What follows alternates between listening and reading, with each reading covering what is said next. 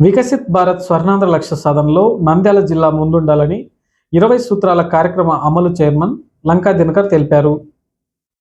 Swarnandhra vision 2047 లక్ష్య సాధనకు ప్రతి శాఖ సమన్వయంతో పనిచేయాలని 20 సూత్రాల కార్యక్రమ అమలు చైర్మన్ లంకా దినకర్ పేర్కొన్నారు.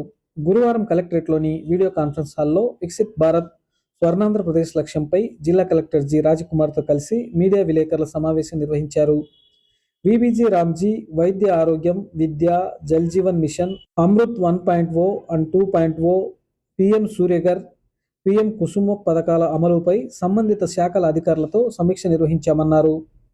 ఈ సందర్భంగా 20 సూత్రాల కార్యక్రమం చైర్మన్ లంకా దినకర్ మాట్లాడుతూ స్వర్ణాంధ్ర విజన్ 2047 లక్ష్య సాధనకు ప్రతి శాఖ సమన్వయంతో పనిచేయాలని సూచించారు.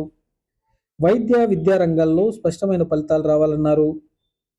2019-24 మధ్య ఉపాధి హామీ పథకంలో మెటీరియల్, ఎంటర్టైన్మెంట్, వాస్తవ వ్యయం మధ్య భారీ వ్యత్యాసాలు ఉన్నాయని, లేబర్ వేతనాలు 100% వినియోగించినట్లు చూపడంలో అనుమానాలున్నాయని చైర్మన్ తెలిపారు. కేవైసీ తర్వాత తగ్గిన లబ్ధిదారులపై స్పష్టత తీసుకురావాలని, అవకతవకలను అరికట్టి నిజమైన కూలీలకు న్యాయం చేయాలని ఆదేశించామన్నారు. పని దినాలు 100 నుండి 125కు పెంపు, రైతులకు 60 రోజుల మినహాయింపు, అనంతరం మొత్తం 185 రోజుల కూలీ లభించేలా కేంద్రం తీసుకొచ్చిన విబిజి రామ్జీ ద్వారా నంద్యాల జిల్లాకు అధిక నిధులు రాబట్టేలా ప్రణాళికలు రూపొందించాలని సూచించారు. జిల్లాలో 100% ప్రసవాలు ఆసుపత్రిలోనే జరుగుతున్నాయని తెలిపారు. ఈ సంవత్సరం ఏప్రిల్, డిసెంబర్ మధ్య 21,481 మంది శిశువులు జన్మించారని, జనని సురక్ష యోజన, సుఖీభవ ద్వారా 3,125 మంది గర్భిణీలకు 29.03 లక్షలు, జనని శిశు సంరక్షక కార్యక్రమం కింద 18.55 లక్షలు వినియోగించినట్లు తెలిపారు. ప్రధానమంత్రి మాతృ వందన యోజన కింద 2024-25లో మొదటి కాన్పు 7,492, రెండో కాన్పులో ఆడ శిశువు 3,904 మంది కలిపి 14,396 మందికి నగదు బదిలీ చేశారు.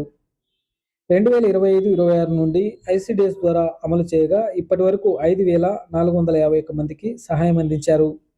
ఐఎంఆర్ రాష్ట్ర సగటు 18 కాగా నంద్యాల జిల్లా 7గా, ఎంఎంఆర్ రాష్ట్ర సగటు 39 కాగా జిల్లా 36గా నమోదైందన్నారు.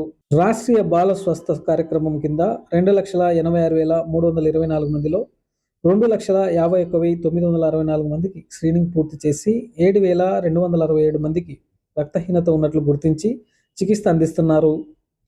ఆర్కేఎస్కే ద్వారా 41,255 మంది కిషోరీలను కవర్ చేస్తున్నారు.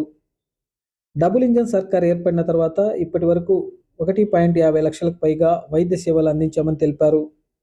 108-30, 104-34, 102-19 వాహనాల ద్వారా సేవలు కొనసాగుతున్నాయని, రెస్పాన్స్ టైం తగ్గించేందుకు నిరంతర పర్యవేక్షణ అవసరమని సూచించారు.